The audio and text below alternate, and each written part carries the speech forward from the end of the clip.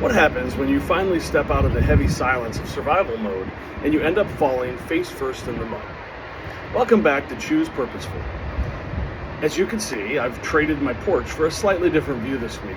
Standing out here, admiring this ocean, it's impossible not to think about how vast and intimidating the unknown can be.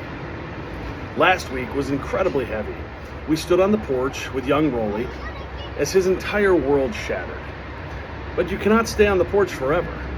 Today, we are opening chapter 3 of Where the Creek Bends. Rolli is a little older and the woods are calling. His journey into the unknown doesn't start at a massive ocean like this. It starts at a muddy little spot called Old Mill Pond. We're going to talk about what it takes to upgrade your tools to step into the unknown and why sometimes the best thing you can do for your soul is to experience a terrifying, soaking wet, glorious failure. The heavy silence of the cottage had become Rolli's entire world, but Whispering Creek was getting louder. It started with a bicycle he called Ironhorse. With Ironhorse, Rolli pedaled his way into his first real adventure. He rode down to Hemlock's bait shop. The jingle of the door announced his arrival.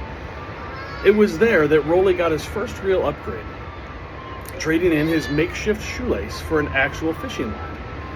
He wasn't just playing anymore, he was going after the bullfrogs down at Old Mill Pond.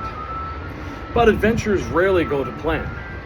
Rolli's grand hunting expedition ended with him completely covered in mud, soaking wet and empty-handed. He had to walk back into the heavy, grief-stricken cottage looking like a swamp monster. But when his mother, Mildred, saw him dripping mud onto her floor, something incredible happened. For a fleeting second, the old Mildred was back. It wasn't a full smile, but it was a crack in the stone of her grief. For a moment, the veil lifted. She didn't just see a muddy boy, she saw a story. She saw an adventure. She could almost remember what it felt like to not be afraid of the world. But as quickly as it came, the bubble popped. The memory of her husband Michael's smile came into the memory of the soldiers' grim faces. The cold reality of the storm outside met the colder storm within her. As they sat down to eat, the cottage felt different. The silence was no longer entirely empty.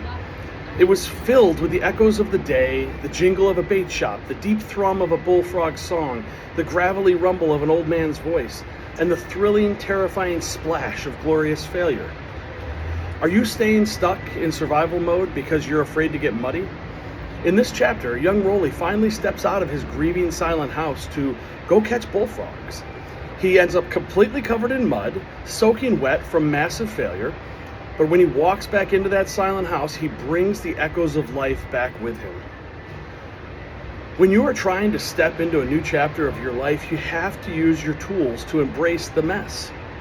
Stop. Stop waiting for the perfect, safe moment to get off the porch. Look.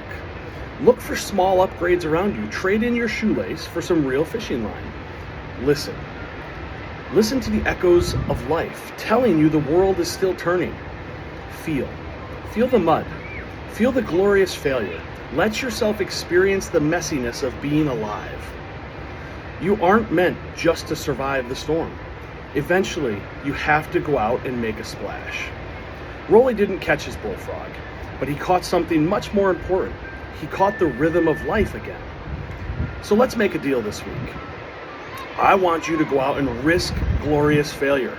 Upgrade your line. Get on your Ironhorse. Go try something that might just end up with you getting covered in mud. Bring some new echoes of life back into your house.